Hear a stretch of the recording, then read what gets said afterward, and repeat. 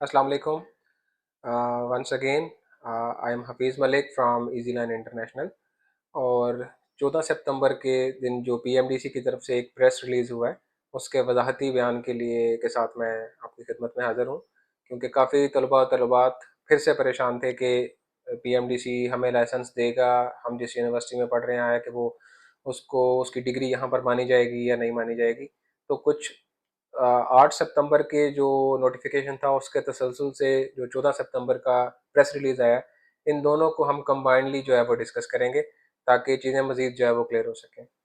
अच्छा, सबसे पहली चीज़ तो ये है कि किसी भी कंट्री के अंदर जो पीएमडीसी, जिस तरह पाकिस्तान में एनआरई का एग्ज़ाम कह रही है, या किसी हम यूके में जाते हैं वहाँ प्लैब है या जीएमसी आ जाता है, और अमेरिका के लिए यूएसएमएलई है। तो तमाम जितनी भी कंट्रीज़ हैं जहाँ पर कुछ हेल्थ एंड सेफ्टी के रूल्स एंड रेगुलेशंस या उन्होंने कुछ स्टैंडर्ड मेंटेन किए होते हैं, वहाँ पर जो भी फॉरेन मेडिकल ग्रेजुएट आता है उसके लिए उन्होंने एक टेस्ट रखा होता है ताकि वो इस चीज़ को एनालाइज कर सकें कि ये जो स्टूडेंट ग्रेजुएट होकर हमारे पास पहुंचा है, ये हमारे अवाम के साथ कोई तजर्बात तो नहीं करेगा, आया कि वो इतना नॉलेज रखता है, इतना उसके पास प्रोफेशनल स्किल्स हैं कि वो उनको एक अच्छे डॉक्टर की तरह उनको ट्रीट कर सकता है, या जो जजमेंट पास कर सकता है वो कर सकता है। तो हम इसके ऊपर मज़ीद वक्त ज़ाया किए बगैर इसको आगाज़ करते हैं। तो सबसे पहली चीज़ तो हम रेलेवेंट चीज़ों को डिस्कस करेंगे। कुछ चीज़ें वो हैं जो माजी में कई मरतबा डिस्कस हो चुकी हुई हैं और वो बिल्कुल सिंपल हैं, हम उनके ऊपर वक्त ज़ाया नहीं करेंगे।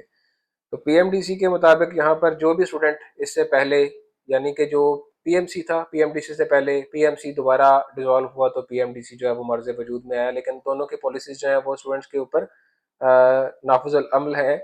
तो यहाँ पर जितने भी स्टूडेंट्स हैं जो कि 2024 में पीएमडीसी की पॉलिसी बनने से पहले जो एमडी कैट की रजिस्ट्रेशन वाली थी उससे पहले हैं, उनको पीएमडीसी मुमकिन है कि उस चीज़ से इस्तिस्ना दे देगा, क्योंकि वो पॉलिसी बनने से पहले के बाहर मुल्कों में जा चुके हुए हैं दूसरे में। अच्छा, सबसे जो मेन चीज़ है, क्रूशल जो चीज़ है, वो ये है कि आप जिस भी यूनिवर्सिटी में एडमिशन ले रहे हैं, मेक श्योर करें कि भाई वो यूनिवर्सिटी ईसीएफएमजी की लिस्ट में लाजमी तौर पर आती हो। ये सबसे पहली और बुनियादी चीज़ है। Education commission for foreign medical graduates जो कि गालबन यूएस की है, तो उस डायरेक्टरी में आपकी यूनिवर्सिटी का नाम मौजूद होना चाहिए। अगर आप उस यूनिवर्सिटी से तालीम हासिल कर रहे हैं या वहाँ से फारगुल तहसील हैं जो ईसीएफएमजी की रिकग्नाइज्ड लिस्ट में आती है, तो पीएमडीसी देर सवेर आप लोगों को लाइसेंस दे देगा, बशर्ते कि आपकी यूनिवर्सिटी पीएमडीसी को अप्रोच करे रिकग्निशन के लिए, जो उनकी मुतलका फ़ीस है वो अदा करे, और पीएमडीसी जो है उनको रिकग्नाइज कर देगी। पीएमडीसी उन यूनिवर्सिटीज़ को रिकग्नाइज करेगा जो ईसीएफएमजी से रिकग्नाइज होंगी। ये एक उन्होंने रूल ऑफ थंब जो है वो मुकर्रर किया है। और ईसीएफएमजी डेफिनेटली उन यूनिवर्सिटीज़ को रिकग्नाइज करता है जो कि वाकई में यूनिवर्सिटीज़ हों, जिनके पास हेल्थ केयर का प्रॉपर सिस्टम हो, जहाँ पर क्वालिफाइड फैकल्टी मेंबर्स जो है वो स्टूडेंट्स को पढ़ा रहे हों। ऐसा ना हो कि फर्स्ट ईयर का जो स्टूडेंट है उसको थर्ड ईयर का स्टूडेंट पढ़ा रहा है, फिफ्थ ईयर का फाइनल ईयर का स्टूडेंट जो है वो सेकेंड ईयर को पढ़ा रहा है। और यूनिवर्सिटी के अपने एफिलेटेड हॉस्पिटल्स हों जहाँ पर स्टूडेंट्स को वो क्लिनिकल रोटेशन या प्रैक्टिस जो है वो करवा सकते हों। तो उसके अलावा पीएमडीसी ने एक विज़िट की भी कंडीशन रखी हुई है कि वो उन यूनिवर्सिटीज़ को विज़िट करेंगे और वो यूनिवर्सिटी अप्लाई करेगी रिकग्निशन के लिए। उस यूनिवर्सिटी के सारे जो फॉर्मेलिटीज़ हैं वो पूरी करने के बाद, जो रजिस्ट्रेशन फ़ीस है वो पे करने के बाद, पीएमडीसी उन यूनिवर्सिटीज़ को रिकग्नाइज कंसिडर करेगा। और ये ज़्यादा बड़ा जो क्रैकडाउन आया हुआ है, जो नए इस नोटिफिकेशन के अंदर आया हुआ है, इसमें उन्होंने जो सेंट्रल एशियन स्टेट्स हैं उनको टारगेट किए पीएमडीसी ने। उसके अलावा ईरान, अफगानिस्तान और किर्गिस्तान यहाँ पर जो है वो ज़्यादा हाईलाइट किए गए हैं। अ, उसकी वजह ये है कि पीएमडीसी के नज़दीक इन कंट्रीज़ में जो एजुकेशनल स्टैंडर्ड है वो उस तरह से नहीं है, और पंजाब के किसी एक या दो मेडिकल यूनिवर्सिटीज़ ने इस इशू को हाईलाइट किया था, जिसके नतीजे में जो है वो ये चीज़ें ज़्यादा हाईलाइट हुई हैं। तो आप लोगों ने करना क्या है, आप लोगों ने मेक श्योर ये करना है कि जो नए तलबात एडमिशन्स ले रहे हैं वो कम अज़ कम जो लीस्ट क्राइटेरिया है उसको रखें कि वो यूनिवर्सिटी ईसीएफएमडी से रिकग्नाइज्ड हो।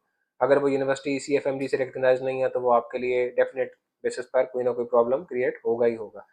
तो ईसीएफएमडी से रिकग्नाइज यूनिवर्सिटीज़ में एडमिशन लें, कोशिश करें कि इंग्लिश टॉट यूनिवर्सिटीज़ हों, और अगर आप चाइना में जा रहे हैं स्पेशली तो वो यूनिवर्सिटीज़ एमओई लिस्टेड हों, और मेक श्योर करें कि एमओई लिस्टेड का इंग्लिश टॉट प्रोग्राम हो। वो आपके लिए ज़्यादा बेहतर है। उसकी वजह ये है कि जब आप आफ्टर ग्रेजुएशन दूसरी कंट्रीज़ में अप्लाई करते हैं, तो पीएमडीसी तो आपकी डिग्री एक्सेप्ट करता है क्योंकि वो ग्लोबली रिकग्नाइज्ड है। पीएमडीसी को इस चीज़ से कंसर्न नहीं है कि आप किस मीडियम ऑफ इंस्ट्रक्शन में पढ़कर आ रहे हैं। वो आपसे टेस्ट लेगा, आप टेस्ट क्वालिफाई करेंगे तो वो आपको अपनी फॉर्मेलिटीज़ के मुताबिक जो लाइसेंसिंग है वो क्लियर कर देगा आपकी। लेकिन जब आप ग्लोबली किसी दुनिया में जाते हैं, दूसरे दुनिया के किसी दूसरे मुल्क में जाते हैं, तो वहाँ पर वो इस चीज़ को कंसिडर करते हैं बहुत सी जगहों पर कि ये स्टूडेंट आया कि पहले इंग्लिश में पढ़कर आया है या ये किसी और लैंग्वेज में पढ़कर आया है। अगर आपका बजट लो है, फिर आप अपने बजट के अकॉर्डिंगली जो नॉन एमओई लिस्टेड वाली कैटेगरी है उसका इंतखाब करें। लेकिन उसमें भी ये चीज़ आपने मद्देनजर रखनी है कि वो यूनिवर्सिटी ECFMG से लाजमी तौर पर तस्दीक शुदा हो। और आज की वीडियो के साथ हम आपसे इजाज़त चाहते हैं। Thank you so much.